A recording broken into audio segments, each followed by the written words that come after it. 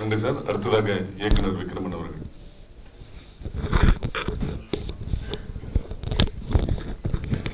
அனைவருக்கும் என் வணக்கம். இங்க வர வரைக்கும் இந்த படத்தை பயணங்கள் தொடர்கின்றன அப்படின்ற அந்த டைட்டில் மட்டும்தான் படித்தேன். இந்த படத்தினுடைய தயாரிப்பாளர், இயக்குனர் இவங்களை பற்றிய டீட்டெயில் எதுவும் எனக்கு தெரியாது.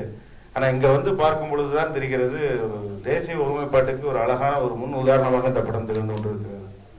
நீங்க ஒரு தேசிய ஒருமைப்பாடு அப்படின்றது இந்தியாவிலே எங்க இருக்குன்னா சினிமாவில் மட்டும்தான் இன்னைக்கு இருக்கு, வேற எதுலையுமே இல்லை. ஒரு தமிழ் பட டைரக்டர் ராமநாராயணன் சார் வந்து போச்சுப்புரியில போய் படம் பண்ணி ஹிட் பண்ணுவாரு. ஒரு தெலுங்கு நடிகர் வந்து தமிழ்நாட்டில் வந்து நடிப்பாரு, அவரை நம்ம ஏத்துக்குவோம். அதே மாதிரி சினிமாவுக்கு மட்டும்தான் எந்த ஒரு பாஷையோ ஒரு எந்த பாகுபாடோ கிடையாது. யார் வேணாலும் நம்ம அங்கீகாரம் பண்ணிக்குவோம். படத்துல அதை விட ஹைலைட்டா என்ன சொல்றாங்கன்னா, இப்பதான் சொன்னாங்க, படம் கேரளாவில் ஆரம்பிச்சு தமிழ்நாட்டில் நகர்ந்து ஆந்திராவில் போய் முடியுதுன்னு சொன்னாங்க.